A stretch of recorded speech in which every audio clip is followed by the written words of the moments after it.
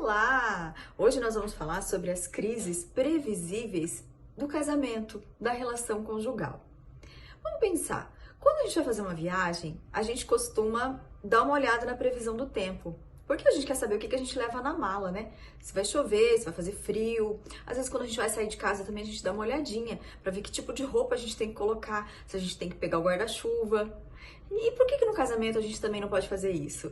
A gente tem coisas que são possíveis prever que vai acontecer. E hoje eu quero abordar com vocês esse assunto. Vamos lá então para a primeira crise previsível que pode acontecer. Crise quer dizer uma transição, uma passagem. Então a primeira é a passagem da fase de solteiro para a fase de casado. Por que pode acontecer esse desarranjo? Principalmente porque a gente estava acostumado com uma família e agora a gente vai construir uma nova família, uma nova relação. E isso requer ajustes. Isso requer abandono. Eu tenho que às vezes abandonar hábitos que eu estava acostumado, que não vai servir mais para essa nova relação. E nem sempre é fácil fazer isso. Então, essa primeira fase de adaptação, que às vezes a gente escuta falar que é fácil, que é a lua de mel, e que vai ser muito gostoso, e a gente vem com uma expectativa muito grande, é sempre frustrante. Quanto mais expectativa a gente tiver para essa primeira fase do casamento, mais decepção a gente vai ter. Por quê? A gente carrega coisas da nossa família de origem.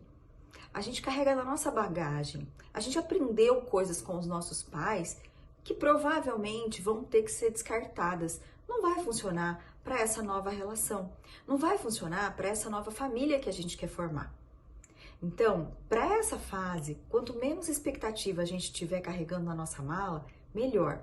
E quanto mais disposto nós estivermos em abandonar antigos hábitos e coisas que nós aprendemos, que talvez lá também já não funcionava, para começar a readaptar nessa nova relação, mais fácil vai ser de adaptar e de fazer funcionar esse casamento.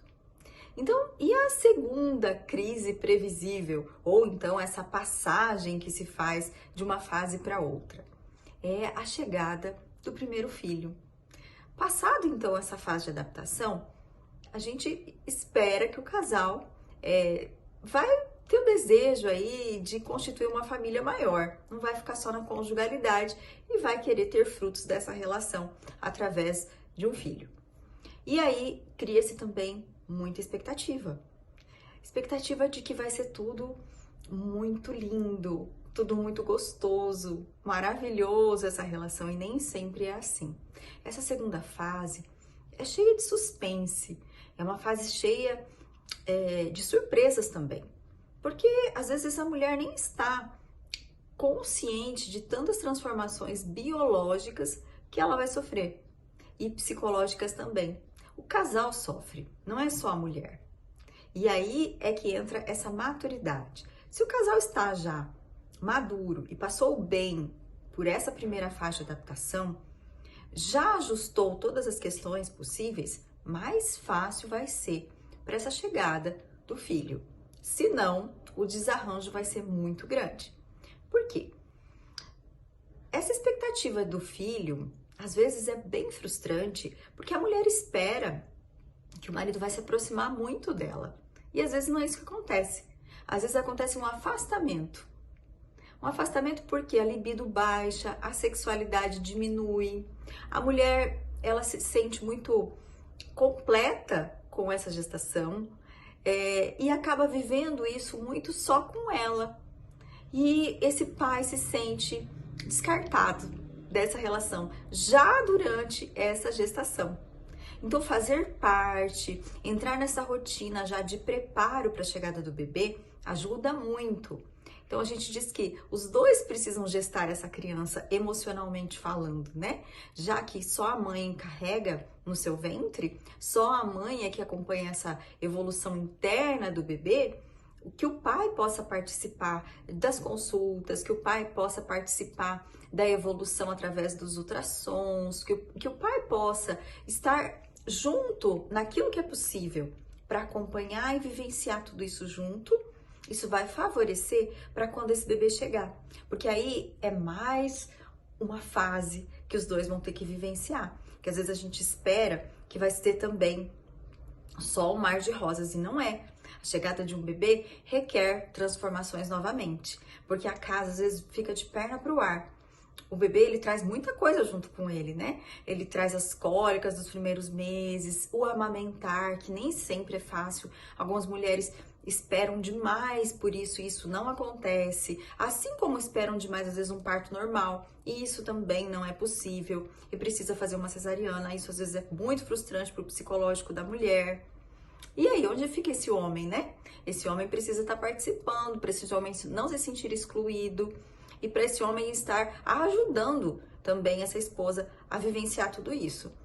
E quem vai ajudar em tudo, né? A família precisa estar presente. Às vezes, se a gente tem uma rede de apoio para ajudar a facilitar, né, na demanda desse bebê, nas noites de sono, que às vezes desfavorece demais quando tá só o casal, para passar por esse período aí da ausência do sono, porque o bebê requer muitas mamadas noturnas. Se tem um suporte familiar, ajuda, né? Se é possível ter um ajudador, uma babá, por exemplo, também ajuda muito. Então, o cansaço é muito presente também nessa fase. E às vezes a gente esquece de tudo isso, a gente só fica pensando naquela coisa romântica da chegada do filho. E não é bem assim. Existe sim um prazer muito grande, existe uma liberação de ocitocina no sangue que nos ajuda, né? Que é o amor imensurável que se sente por um filho, mas é possível que o casal se afaste neste período, com a chegada de um terceiro nessa relação. Então, quanto mais incluído for este pai para vivenciar, e quanto mais essa mulher dizer para o seu esposo aquilo que ela sente, aquilo que ela precisa de forma clara, de forma objetiva, mais fácil vai ser passar por essa transformação. E também com menos cobrança, né? Menos cobrança dos dois lados.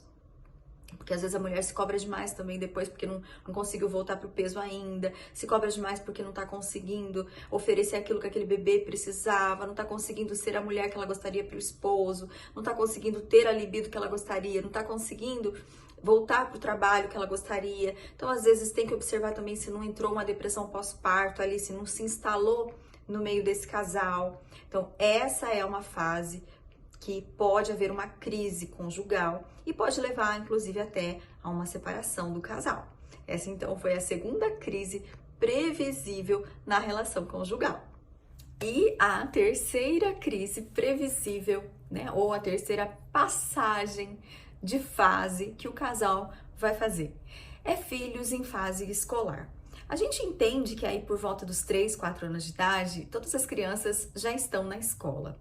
Essa fase traz também consigo algumas birras, né? É a idade da birra da criança, é a idade que a criança começa a autoafirmar-se na família, ela começa a já questionar as regras, né? Não vou fazer, por que eu tenho que fazer? E o casal vai precisar colocar em prática as regras da família, né? Deixar muito claro para a criança aquilo que ela pode e aquilo que ela não pode fazer. O problema é que muitas vezes os casais não sabem o que fazer. Às vezes eles nunca conversaram sobre isso, que modelo de criação de filhos eles iriam aderir para essa família. E aí começa a confusão. Como nós seremos para esses filhos? Como nós vamos fazer? Como é que a gente vai fazer quando os nossos filhos começarem a pedir para ir, por exemplo, dormir na casa de um amiguinho? A gente vai deixar? A gente não vai? E aí um empurra para o outro, né? E a criança começa a crescer. A gente sempre diz que quando tem um tirano em casa, ele está subindo nas costas de alguém para ficar da altura do adulto. Então, nessa fase, existe uma chance do casal se afastar, do casal não se comunicar, do casal passar a se criticar, se ofender, guardar rancor um do outro e jogar a culpa um no outro também, da má educação dos filhos, por exemplo. Então, é uma fase bem complexa, porque tem que dividir bem as atividades, né, dos filhos. Os filhos não vão só para a escola. Começa a fazer inglês, começa a fazer atividade física, leva para o judô, leva para o futebol, às vezes aula particular, às vezes aparece alguma dificuldade na escola, tem que ajudar a fazer tarefa, quem é que vai arrumar o lanche, quem que vai levar, quem que vai buscar, qual escola a gente vai escolher, quais valores escolares nós vamos escolher para os nossos filhos. Então, tudo isso precisa ser discutido pelo casal, precisa estar muito bem definido, porque senão os filhos sentem isso e muitas vezes se aproveitam disso, dessa insegurança do casal, para conseguir aquilo que eles querem, desde muito pequenos. E também as próprias crianças já vão ficando muito inseguras, através da insegurança dos pais. Uma criança insegura fica mais agressiva, fica mais violenta, fica mais perdida nessa família. Tudo isso pode gerar uma crise não só conjugal, mas uma crise familiar. Então, nessa hora, é importante parar tudo, avaliar o que tem de errado, vamos conversar? Como que a gente vai decidir quando os filhos trazem para nós que a gente dê uma resposta de imediato? A gente vai pedir para pensar, todos nós temos um direito de fazer isso, de pedir um tempo. Então a gente vai dizer assim, calma, que eu e seu pai vamos conversar, vamos dar um retorno. E a gente vai decidir na hora, ou a gente sempre vai dizer não, todas as vezes que pedir para ir na casa de um amigo, a gente sempre vai permitir que os amigos venham aqui, ou não também. Quem vai definir isso é o pai e a mãe, mas isso precisa ser comunicado para os filhos, né? Como é que nós vamos corrigir os nossos filhos? Que forma a gente vai escolher? Nós vamos deixar de castigo? Será que esse é o ideal? Vamos buscar conhecimento junto? Será que é certo bater? Não é? Eu concordo com isso? Você não concorda? Vamos buscar um profissional para nos ajudar, se for o caso? Ou vamos buscar conhecimento através de livros? Vamos ler juntos a educação de filhos para a gente entender o que é melhor para essa família? Então, essa é uma fase muito importante, que o casal tem que estar sentando, conversando, se entendendo, porque senão se afasta demais, guarda a raiva um do outro, se alfineta demais e está sujeita a entrar numa crise e até levar à separação. E a próxima fase, a próxima passagem de fase que está sujeita a uma crise conjugal, que já está prevista, é a adolescência.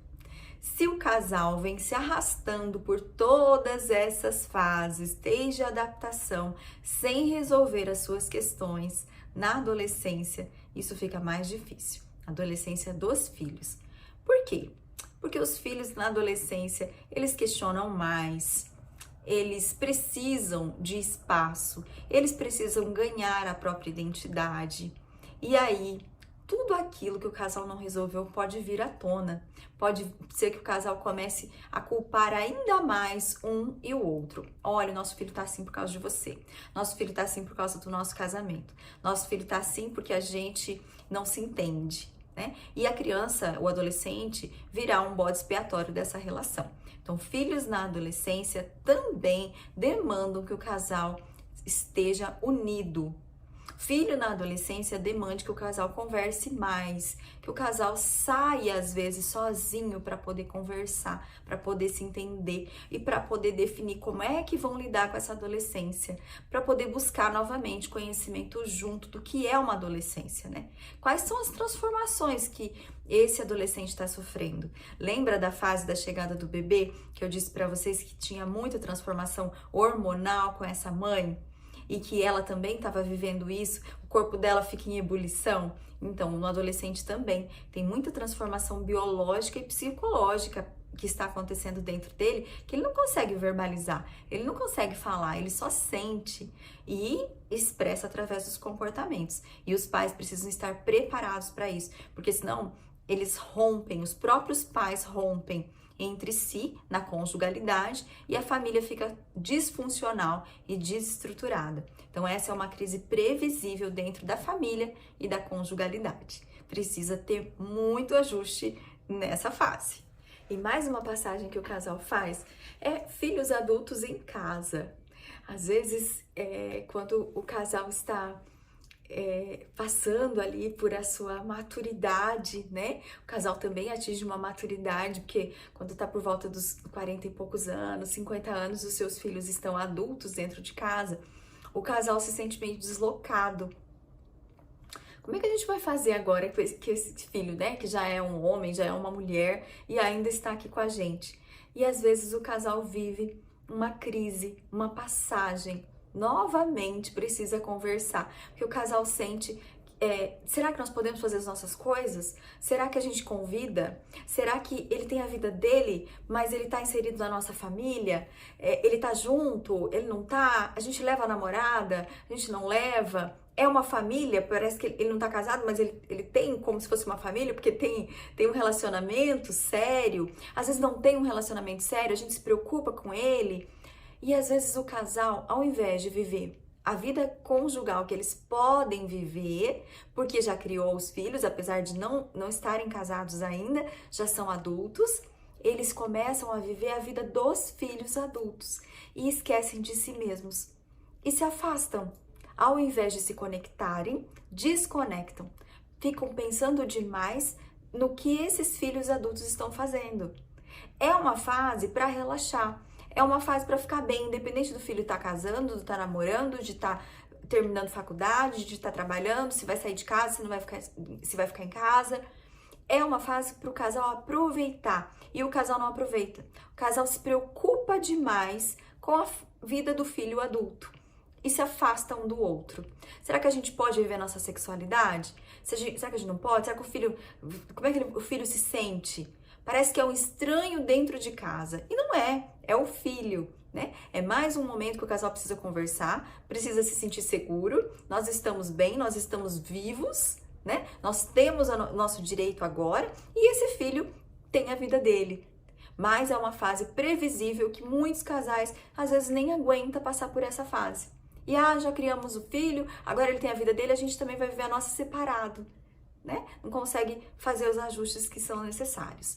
E a última fase, previsível, a última fase que pode gerar uma crise, é a síndrome do ninho vazio, quando finalmente esses filhos saem de casa para viver a própria vida. E aí o casal fica sozinho em casa. Se o casal passou por essas fases, mais ou menos, veio sempre deixando sujeira debaixo do tapete, muitos assuntos não resolvidos, existe uma chance muito grande desse casal vir se separar na terceira idade, o que é muito ruim, né? Porque viveu uma vida toda junto em função de criar os filhos, poderia aproveitar agora, mas não aproveita porque não tem mais o que fazer junto, não se conhece mais. São dois estranhos. Por quê? Porque veio sobrevivendo, mas não estava convivendo. Perdeu-se o encanto da relação, em todas as crises foi deixando um pouco desse casamento esquecido, né? E não resolveu de fato, não ajustou aquilo que precisava ser ajustado. Então a síndrome do ninho vazio, ela vai acontecer em qualquer relação. Vai existir um sentimento de solidão, um sentimento de perda quando esses filhos saem de casa. Mas se todas as fases foram ajustadas, o casal passa por isso e permanece, consegue se reconectar e consegue se reaproximar e ficar bem e aprende a fazer coisas juntos, só os dois novamente. Viaja, aprende a fazer um hobby junto, faz atividade física, vão fazer comida junto, vão fazer coisas que essa fase da vida permite e que antes não era permitido por tantas tarefas da vida. Se isso não foi resolvido nas outras fases, às vezes o casal não aguenta e vem uma separação. Justamente na última fase da vida, né? Da última fase, quando os filhos estão crescidos. Então, a síndrome do ninho vazio, assim como todas as outras crises previsíveis, são possíveis de ser ajustadas. São passagens, fases de transição. Todas elas nós temos recursos para lidar, recursos emocionais, recursos psicológicos. Nós temos condições. Por isso que eu estou citando, para que a gente possa prevenir. E também, porque quando a gente conhece aquilo que a gente vai passar, a gente já se acalma. A gente sabe que é algo natural, que é algo da vida, que é algo que a gente está sujeito, mas que a gente tem as condições suficientes para sobreviver a elas. Esse é o meu conteúdo. Fique comigo, que tem muito mais coisa boa pela frente. Te espero!